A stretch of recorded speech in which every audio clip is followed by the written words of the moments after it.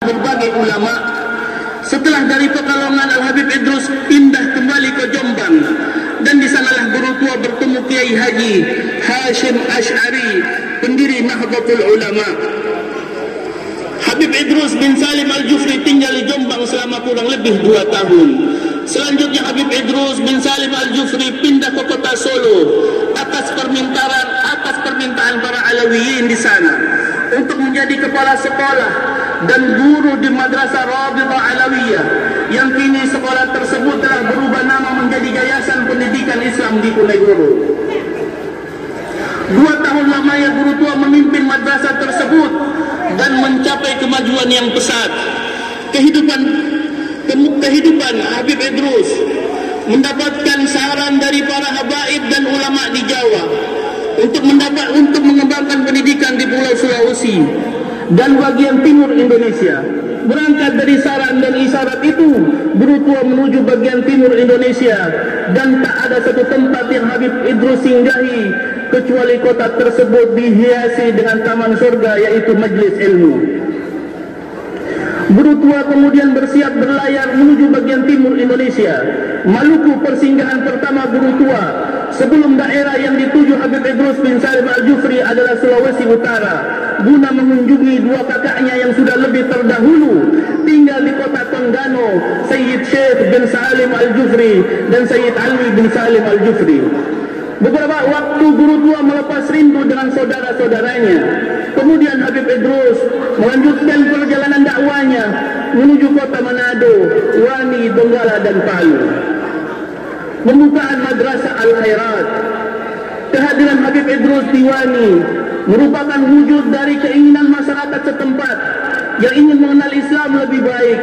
Mereka pun bersama-sama mendirikan sebuah tempat yang digunakan untuk proses belajar mengajar. Madrasah pendidikan ini diberi nama Al-Hidayah, yang mana memiliki kesamaan dengan madrasah yang telah dibangun oleh 2 bersaudara, Al-Habib Ali Al-Habsyi dan Al-Habib Abdullah Al-Habsyi di Tojo Una-Una, Ampana. Belanda mulanya memberikan izin pendirian Madrasah Al-Hidayah. Namun ketika pecah pemberontakan Salumpaga di Toli-Toli, pihak Belanda kemudian menutup madrasah tersebut karena dianggap dapat mempengaruhi pemikiran rakyat. Bahkan beberapa murid Habib Idrus dituduh terlibat pemberontakan tersebut.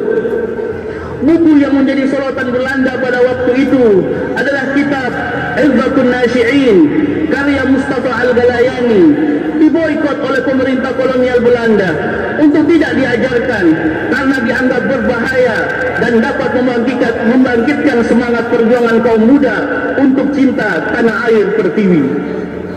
Dan ketika memulai mengajar di Palu, ruangan belajar yang pertama kali digunakan guru tua adalah ruangan Toko Haji Quraisy di Kampung Ujuna, Palu. Kemudian pindah di rumah Haji Daeng Maroca pada tanggal 14 Muharram 1349 Hijriah atau 11 Juni 1930 Masehi. Dibukalah dengan resmi Madrasah Al-Khairat dengan pembukaan yang begitu meriah. Upacara peresmian dihadiri wakil pemerintah Belanda, Raja Palu Janggola, tokoh-tokoh agama, tokoh masyarakat dan masyarakat sekitar kota Palu. Khususnya lagi dihadiri oleh Al-Habib Ahmad bin Ali Al-Muhdar yang terkenal dengan kesolehannya. Lalu beliau kemudian memimpin doa dengan doa yang begitu agung, yang mendoakan agar pemimpin Madrasah Al-Khairat selalu senantiasa dalam kemenangan dan kesuksesan. Sejarah mencatat antusias masyarakat Lembah Palu akan pentingnya pendidikan keagamaan. Al-Khairat kemudian menjadi cahaya yang terang menderang menyinari para penduduk kota Palu dan sekitarnya, mengikis kepercayaan tradisional, dinamisme, animisme. Pembangunan madrasah pertama Al-Khairat tak lepas atas bantuan swadaya masyarakat, di antaranya Sayyid Abdurrahman bin Hussein Al-Jufri, Syekh Nasir bin Saleh Al-Amiri. Hari demi hari pun berlalu, nama Al-Khairat begitu cepat tersebar luas. Sejak 6 bulan Madrasah Al-Khairat saat itu tak lagi bisa menampung seluruh pelajar. Dan akhir-akhirnya Al-Habib Idrus bin Salim membangun kelas yang mampu menampung 200 pelajar dari kantongnya sendiri, sebagaimana dituangkan dalam syairnya, ilal ilmi ad'u wa tuqa kulla muslimin bihali wa mali wal yara'i wa bil fami. Aku ajak setiap muslim kepada ilmu dan takwa dengan kesahajaanku, hartaku, pena dan lisanku. Di antara murid Habib Idrus bin Salim Al-Jufri yang menemani beliau dalam berdakwah, di antara dari mutiara didikan Habib Idrus adalah putranya Al-Habib Muhammad bin Idrus Al-Jufri, yang mana Habib Muhammad ini juga yang kemudian menggantikan kedudukan ayahnya Habib Idrus bin Salim Al-Jufri dalam mengembangkan melanjutkan misi dakwah guru tua yang memimpin Al-Khairat sepeninggalan guru tua sejak tahun 1969 hingga 1975 Masehi. Yang makam Habib Muhammad tepat berdampingan dengan ayahnya Habib Idrus bin Salim Al-Jufri. Kebanggaan guru tua kepada anaknya Habib Muhammad yang mewarisi keilmuannya disampaikan guru tua dalam gubahan syairnya.